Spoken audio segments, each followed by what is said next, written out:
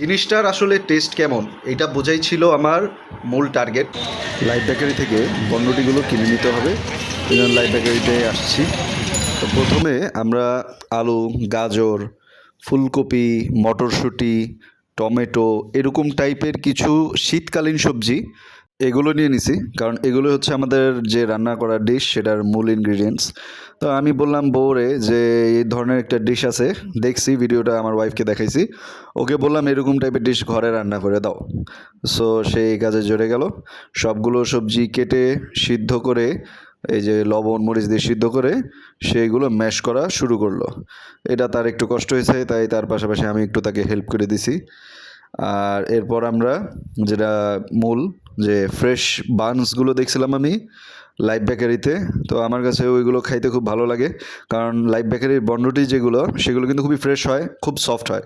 তো গিয়ে আমরা বন্ডটি কিনে আনলাম, অনেকগুলো সবজি, আত্মীয় স্বজনও যেহেতু বেশি, তো প্রায় 20টার মতো বন্ডটি আমরা কিনে ফেলছিলাম। লাইভ বেকারিতে কিন্তু অনেক কিছুই পাওয়া যায়, সেই জিনিসগুলো আপনাদেরকে সেই সময় দেখাই দিলাম। লাইভ বেকারির প্রত্যেকটা খাবারই কিন্তু ফ্রেশ থাকে বলেই আমার কাছে ভালো লাগে। ভেতরে যে চিকেন বা এরকম অনেক ভালো থাকে এরকম কিছু না। আচ্ছা যাই হোক, এই ডিশটা হয়তো আপনারা অনেকেই দেখছেন, এইটা ইন্ডিয়ার পাওভাজি বলে এটাকে। তো এটা দেখে আমার খাইতে খুব মন যেত, বাংলাদেশেও মাঝখানে বিক্রি হতো, কিন্তু এটা দেখতে মনে হলো চটপটি।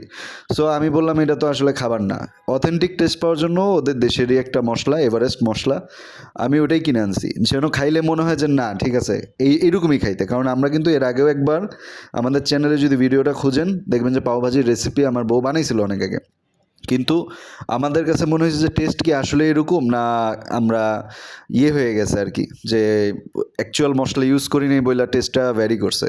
এই জন্য আমরা এবার অথেন্টিক টেস্টটা বোঝার জন্য মশলাও কিনছি ওদের দেশের, যেন হ্যাঁ মনে হয় যে ঠিক আছে এটাই অ্যাকচুয়াল টেস্ট।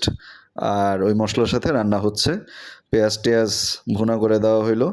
এই পেঁয়াজ ভুনা হওয়ার পরে এর সাথে যে মশলা আমরা কিনছিলাম, এই যে এভারেস্টের মশলা, পাও ভাজি মশলা, এই মশলাগুলো মিক্স করে দেওয়া হয়েছে।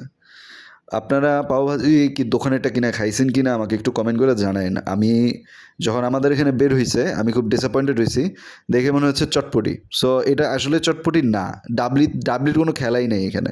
কিন্তু কেন বাংলাদেশে যখন বানাইছিল চটপটির মতো বানাইছিল আমি সেটা জানি না। যাই হোক, সবজিগুলো সব দিয়ে দেওয়া হয়েছে, মিক্স করা হচ্ছে। হ্যাঁ, আমি আসলে খেয়ে টেস্ট করেই আপনাদেরকে বলবো জিনিসটা আসলে খাইতে কেমন। এবং বাটার তারা যেভাবে ইউজ করছে ওইভাবে বাটার যদি ইউজ করি তাইলে তো ভাই আমার হার্ট অ্যাটাক হইতে হবে আর কি। কারণ আমি হার্ট অ্যাটাক অ্যাফোর্ড করতে পারবো না, এই জন্য ওইভাবে আমরা পাগলের মতো বাটার দেই নাই। কারণ ওদের মতন বাটার দিলে ভাই আপনার আমার সাধারণ মানুষের ভাই অসুস্থ হওয়া স্বাভাবিক। ওরা অ্যাকচুয়াল বাটার দেয় না কী দেয় আল্লাহই জানে। তবে আমরা একটু বাটার ইউজ করছি, ওদের মতন এত পাগলের মতো বাটার ইউজ করি নাই আর কি। তো সবজিগুলো আবার ম্যাশ করে নেওয়া হয়েছে, যেন মুখে ফাইন একটা ফিলিংস আসে, এই আর কি। তো সবজিগুলো ম্যাশ হওয়ার পরে এটার মধ্যে কিছুটা কাঁচামরিচ আর কিছুটা ধইনা পাতা এগুলো অ্যাড করে দেওয়া হইলো।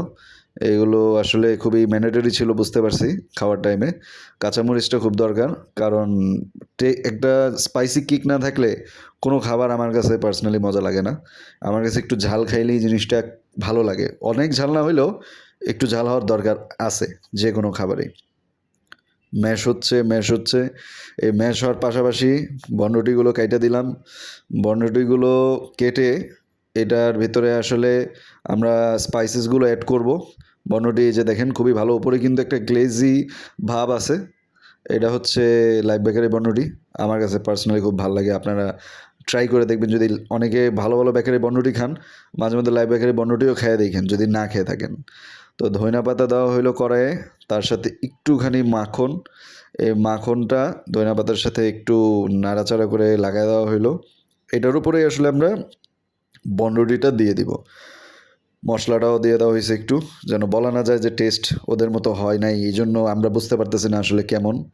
ঠিক আছে, সো টেস্ট একেবারে অ্যাকুরেটলি বোঝার জন্য আমরা মশলা টশলা সব জায়গায় ইউজ করছি। বনরুটি দেওয়া হইলো, বনরুটিগুলো ভালো করে টোস্ট করে নেওয়া হইলো। এই টোস্টেড বনরুটি দিয়ে আসলে সেই যে পাও ভাজি ভাজি বলতেছে যেটা, ওই ম্যাশ করার সবজি, সেটাই আমরা খাবো আর কি। এবার প্লেটিং করার জন্য বলা হইলো, এবার হইলো প্লেটিং করার পালা। সো এই খাবারগুলো খুব মানে একেবারে শেফ স্টাইলে আমার ওয়াইফ প্লেটে করে দিল। হাত দিয়ে রাখা যেত, কিন্তু সে চামচ দিয়ে রাখলো সুন্দর করে। আর একটু ভাজি নিয়ে নিলাম, পাও ভাজির যে ভাজি সেটা নিয়ে নিলাম, এবং যেটা ফিনিশিং টাচ একটু মাখন, সেই মাখনটাও দিয়ে দেওয়া হয়েছিল। ব্যাস, এরপর কি ক্রিস্পি ক্রিস্পি বনরুটি ছিঁড়ে একটু ট্রাই করলাম। এবং অনেস্টলি যদি আমি বলি যে খাবারটা কিন্তু মজা, খাবারটা খাওয়া যায়। এটা এমন না যে আপনি খেয়ে একেবারে আকাশ থেকে পড়ে যাবেন, এরকম তো না, স্বাভাবিক। কিন্তু শীতকালীন সবজিগুলো আমাদের দেশের তো খাইতে খুব মজাই। সেগুলো আপনি যদি এভাবে একটা প্রসেস করে খান, জিনিসটা ভালোই লাগবে। জিনিসটার আসলে টেস্ট কেমন এটা বোঝাই ছিল আমার মূল টার্গেট।